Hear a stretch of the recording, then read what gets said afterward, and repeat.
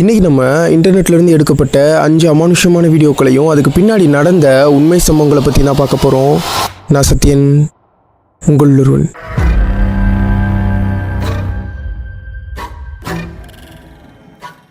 உங்களுக்கு இந்த பில்லி சூனியம் ஏவல் மேலலாம் நம்பிக்கை இருக்கா? அப்படி இல்லை அப்படின்னா மேபி இனிமே வரலாம். பீச் அப்படின்னு சொல்லப்படுற ஒருத்தவங்க அவங்களுடைய வீட்டுடைய பேக்யார்டில் உள்ள மரங்களுக்கு நடுவில் ஒரே ஒரு மரம் மட்டும் பட்டு போய் நிற்கிறத கவனிக்கிறாங்க.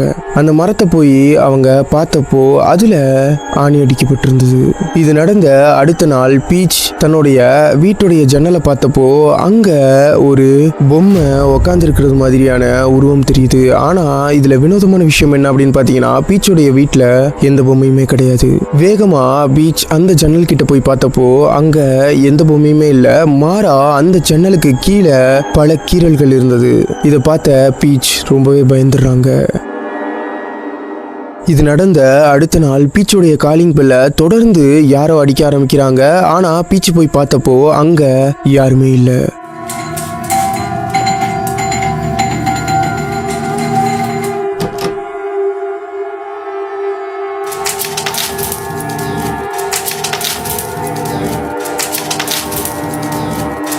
Luna, come on.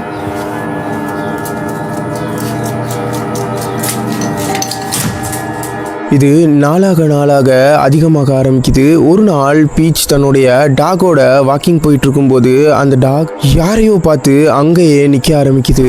அப்போ பீச்சையும் பீச்சுடைய டாகையும் ஏதோ ஒரு உருவம் நின்று பார்த்துட்டு இருக்கிறத பீச் கவனிக்கிறாங்க.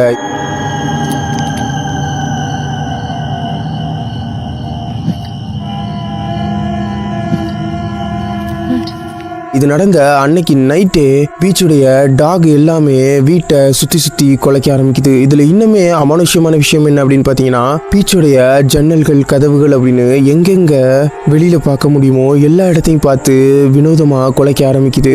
அப்படி தன்னுடைய டாக் எல்லாத்துக்கும் என்னதான் ஆச்சு அப்படின்றத தெரிஞ்சுக்கிறதுக்காக பீச் தன்னுடைய வீட்டுக்கு வெளியில் செட் பண்ணியிருந்த சிசிடிவியை செக் பண்ணுறாங்க. அதில் இது கேப்சர் ஆயிருந்துச்சு.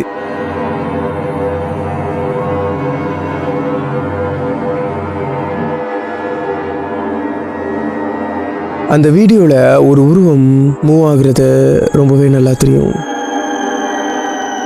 ஸோ பீச்சோட அந்த வீட்டில் யாரும் சூனியம் வச்சுருப்பாங்களா, இல்லை இது வேறு எதுவுமா? நீங்கள் என்ன நினைக்கிறீங்க அப்படின்றத கமெண்ட்டில் சொல்லுங்கள். இப்போ நம்ம பார்க்க போகிற வீடியோ ஜப்பானில் எடுக்கப்பட்டது. இந்த வீடியோவில் ஒருத்தர் தன்னுடைய வேலையை முடிச்சுட்டு நைட்டு வீட்டுக்கு நடந்து போயிட்டுருக்காரு. அப்போது அவர் போகிற வழியில் உள்ள ஒரு செமிட்ரியில், அதாவது ஒரு கல்லறையிலேருந்து ஏதோ ஒரு வினோதமான சத்தம் வர ஆரம்பிக்குது. அது என்ன சத்தம் அப்படின்றத பார்க்கறதுக்காக அந்த கல்லறையை நோக்கி போக ஆரம்பிக்கிறாரு. அந்த சத்தம் எங்கேருந்து வந்தது அப்படின்றத பார்க்கறதுக்காக அந்த கல்லறையை சுற்றி வராரு. அப்போது இது நடக்குது.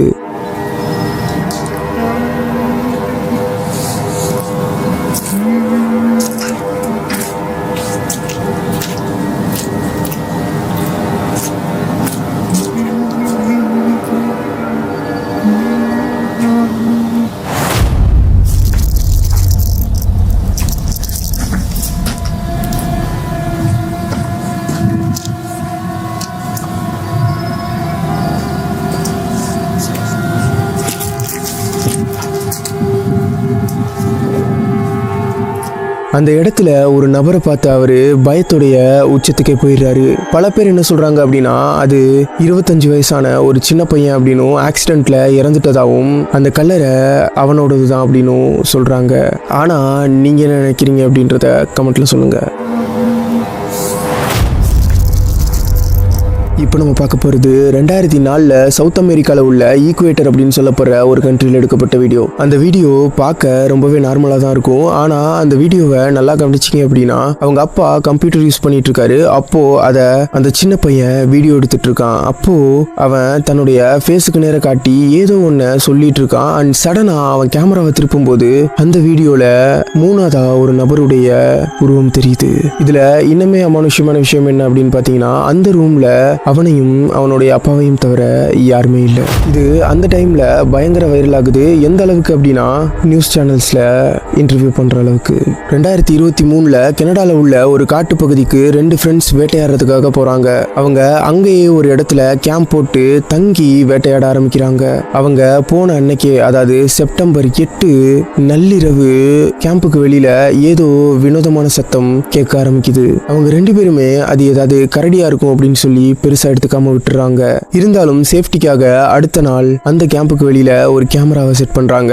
அந்த கேமரா பத்தி சொல்லணும் அப்படின்னா அது ஒரு மோஷன் கேமரா. அதாவது ஏதாவது அசைவுகளோ நடமாட்டமோ இருந்தா அந்த கேமரா தானா ஆன் ஆகி அதை கேப்சர் பண்ண ஆரம்பிச்சிரும் அண்ட் அந்த இடத்த பர்டிகுலரா ஃபோக்கஸ் பண்ண ஆரம்பிச்சிரும். அதே மாதிரியான சத்தம் அவங்களுக்கு 2வது நாளும் கேட்க ஆரம்பிக்குது. இந்த தடவை அவங்க கேமராவை செக் பண்ண ஆரம்பிக்கிறாங்க. அதுல சரியா நள்ளிரவு 2:12 கருப்பா கொரில்லா மாதிரியான ஒரு உருவம் கொண்ட ஒரு வினோதமான கிரியேச்சர் மரத்தை எல்லாத்தையும் தூக்கி போட்டு அந்த இடத்துல நடமாடிட்டு இருக்கத அவங்க கவனிக்கிறாங்க.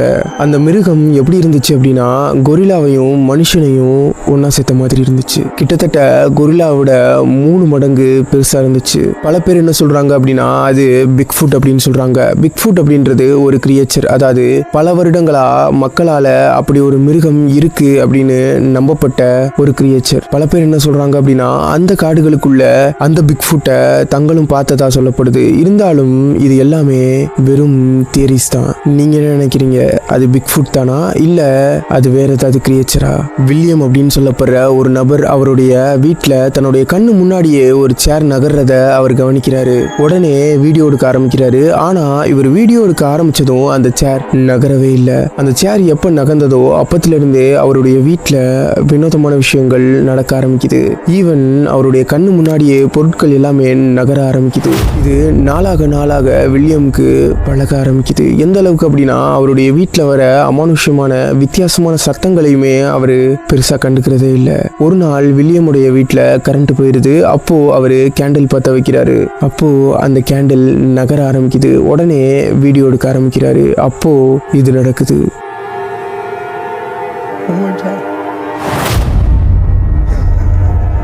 இது நடந்த அடுத்த நாள் வில்லியம் டிவி பார்த்துட்டு இருக்கும்போது அவருடைய வீட்டில் உள்ள காட்டன் தானா நகர்றத வில்லியம் கவனிக்கிறாரு.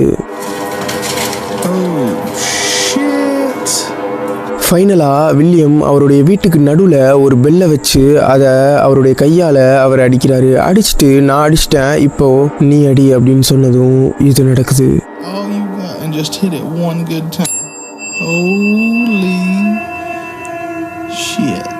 இதே மாதிரியான அமானுஷ்யமான வீடியோக்கள் உங்களை வந்து சேரணும் அப்படின்னா உங்களோட சப்ஸ்கிரைப் பண்ணி வச்சுக்கோங்க. இதே மாதிரியான நெக்ஸ்ட் ஒரு நல்ல வீடியோவில் உங்களை வந்து சந்திக்கிறேன். அது வரைக்கும் உங்களிடம் விடைபெறுவது நான் சத்யன், உங்கள் ஒருவன்.